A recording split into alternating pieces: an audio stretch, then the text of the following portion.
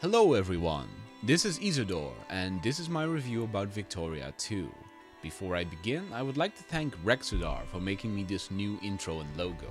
I really appreciate the effort he went through to make this. Victoria 2 is a simulator game that allows you to take control of a country in the mid-19th century. In other words, the Industrial Age, a time of discovery and the rise of technology across the globe.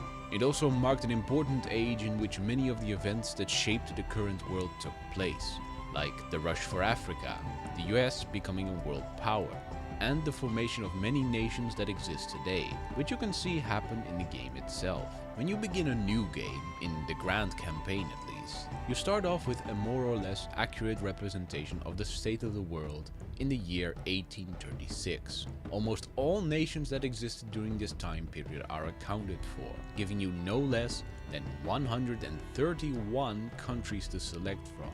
On top of that, some of these countries can fall apart into smaller nations, or consume smaller nations to form bigger countries. Each of these nations consists of a varying number of provinces, and there's where things get really complex. First, your nation has a general population, which is spread out between the groupings of low income, middle income, and high income.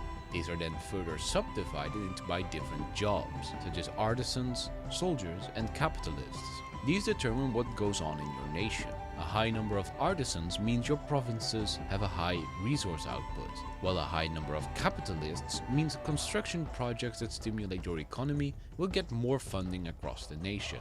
You also have to manage your budget, which is based on tariffs on foreign products, taxes, funding of various institutions such as the military, administration, and education, and the industry of your country. Your nation also generates money through the trade of its resources, which are sold through the global market. It's one of the first times I've ever seen a game simulate a realistic world economy with so many resources. There's timber, iron, coal, and finished products such as small arms and luxury clothing. The prices of all these products are based on supply and demand. So I noticed that in several of my playthroughs, the price of luxury clothing kept rising for several years, during which I presume other nations rushed to create luxury clothes factories, at which point the price suddenly dropped like a brick, so much so that it showed up in the newspaper.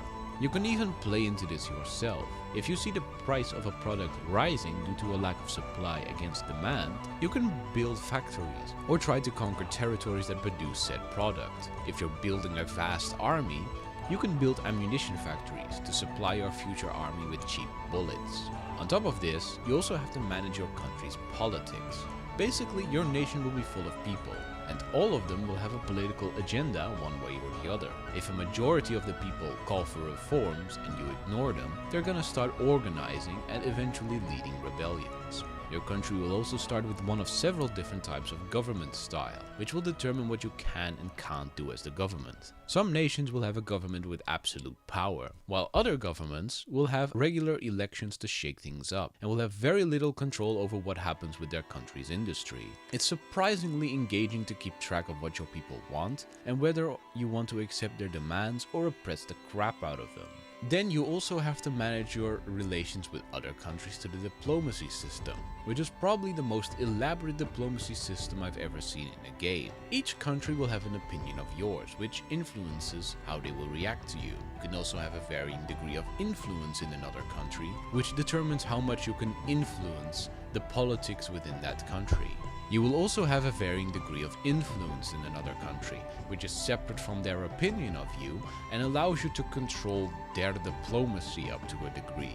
You can ally other countries, turn them into puppet states, place them into your sphere of influence, which is basically an economic alliance, force them to ban the diplomats of a certain other nation, or, let's not forget, declare war on them for a large variety of reasons.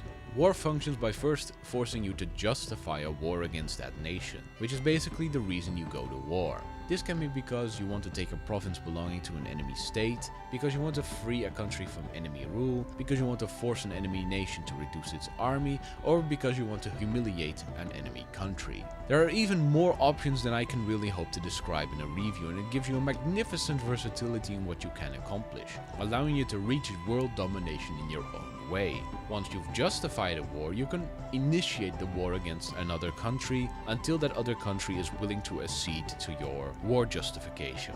In the meantime, you can also add more war justifications, but doing so adds more infamy, and this is something I'll get back to in a little bit. Speaking of world domination, the most important part of the diplomacy system is that of the great powers. Basically, the 8 most influential and powerful countries in the world are elected to be the great powers, which gives them special privileges that include the great powers can purchase stuff from the global market first, and great powers cannot be influenced by other nations or be put in their sphere of influence. As a result, becoming the #1 great power is the ultimate goal for every nation.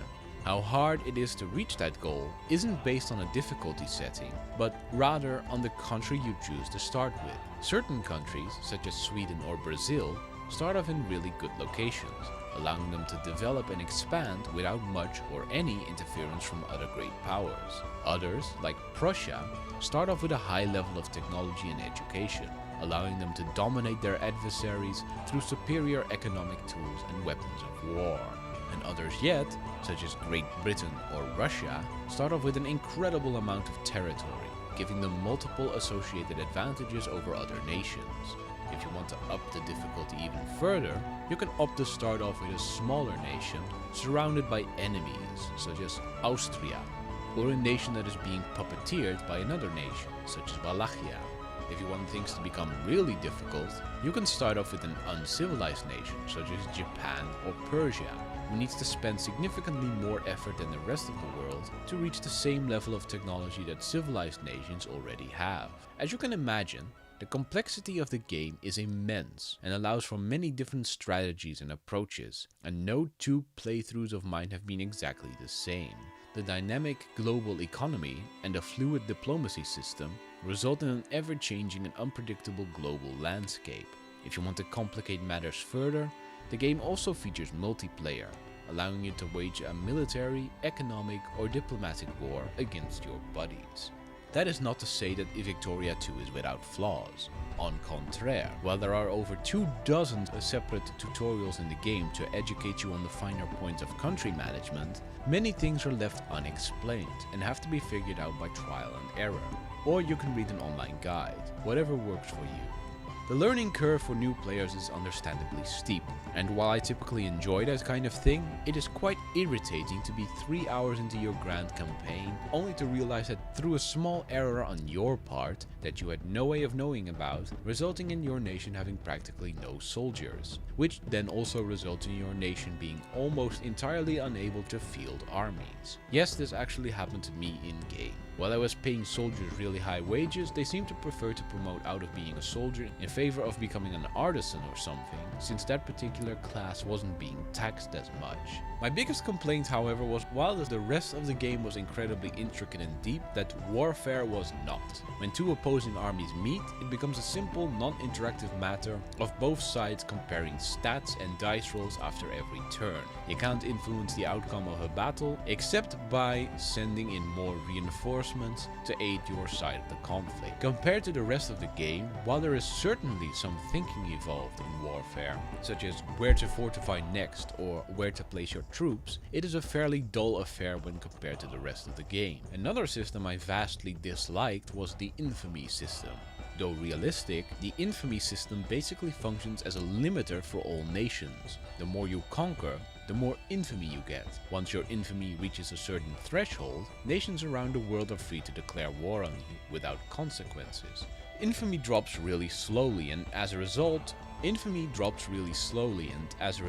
expansion can be painfully slow at times, with long periods of time where you are forced to do nothing but wait for your infamy to drop low enough before you can justify another war. This can make it incredibly difficult to knock certain great powers out of the game, such as Russia or Great Britain, who control so much territory that it is almost impossible to really wipe them out before the end of a grand campaign. In summary, Victoria 2 is one of the most deep and complex simulators that I've ever played.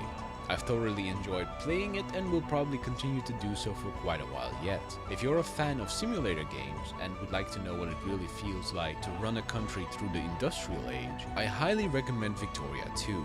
However, if you prefer more classic strategy games, such as StarCraft or the Total War series, both of which focus much more on the combat aspect, you might not enjoy Victoria 2 as much as I did. One last note, for the full experience, do try to purchase the full edition of Victoria 2 with all the expansion. This makes the game feel much more refined and complete. This is Isador, signing off.